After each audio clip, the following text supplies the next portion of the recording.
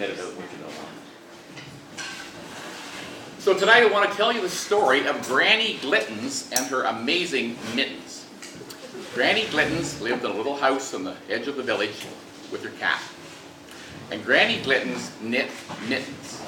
She knit warm woolen mittens for the boys and girls at Christmas. Now she did not just knit ordinary mittens. She knit mittens with pictures in them. Boys on sleds, girls on skates, fir trees. And she knit mittens to sell. So at this time of year she was always busy because the parents would buy the mittens for the boys and girls, and Christmas morning they would wake up and have Granny Glittens mittens as a surprise present every year. So in order to knit the mittens she needed yarn. And she wrote to the store and said, I need lots of yarn. I need white yarn and brown yarn and black yarn and yellow yarn and green yarn and red yarn. And she sent her order off to the store in the city. And a few days later, it's like Martha, she received boxes of yarn. She was so excited.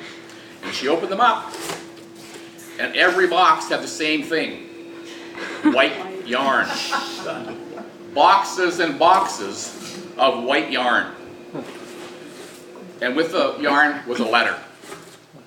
Dear Granny Glittens, we're sorry. We don't have any red yarn or black yarn or brown yarn or green yarn or yellow yarn or red yarn. All we have is white yarn. And we checked with the other stores and all they have is white yarn. So that's what we sent you. And poor Granny Glittens was so upset. She said, how can I knit my mittens with pictures of boys on sleds and girls on skates and fir trees if all I have is white yarn? All I could do is polar bear in a snowstorm. And she sat down at her kitchen table and she put her head in her hands and she thought and she thought and she thought. She thought all afternoon. And soon it was getting dark and her cat said, meow, Granny Glittens, it's dinner time. I'm getting hungry. And Granny Glittens said, oh, I'm so sorry, kitty. I was so upset about the yarn that I forgot all about dinner. So she got some milk for her cat and she went and looked in her cupboard to see what she could find. So she found some Swedish berries, wintergreen candy, chocolate, lemon slices, and licorice. Red Swedish berries, green wintergreen,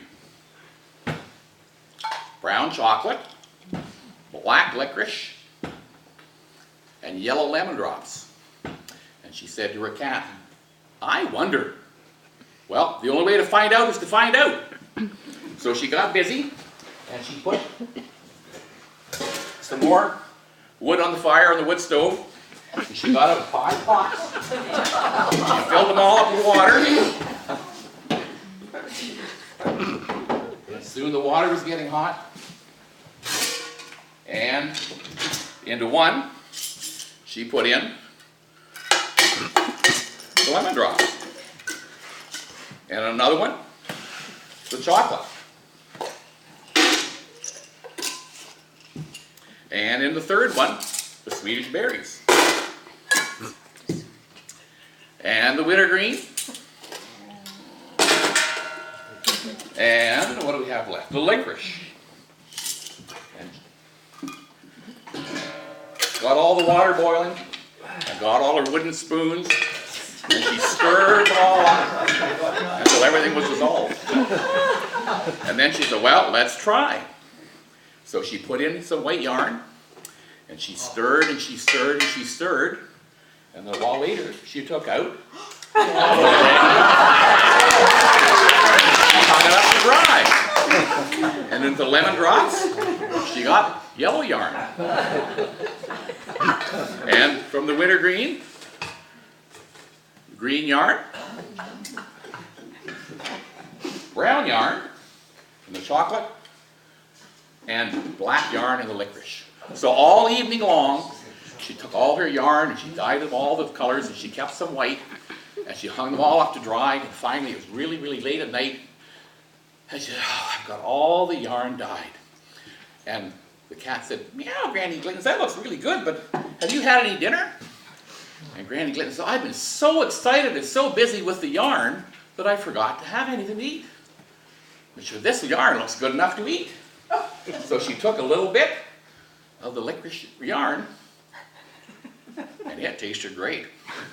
So she tried them all, and that's what she had for dinner. And then she went to bed, and she got up the next morning, and she started knitting.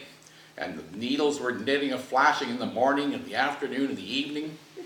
And she knit up all the yarn into the mittens of boys on sleds and girls on skates and fir trees. And all the mothers and the fathers came and bought all the mittens. And she thought, boy, maybe now I'll have enough money to buy a new stove, and we'll always have milk for the cat and an egg for my breakfast, and maybe some more nutritious things in the cupboard other than candy.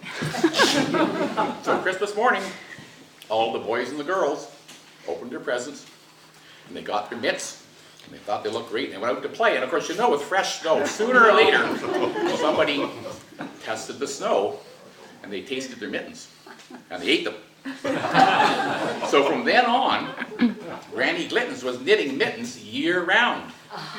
And the parents would get the mittens for the boys and girls, and they'd say, oh, that's the best present we've ever had. And then they ate them. Isn't that the most amazing story you've ever heard?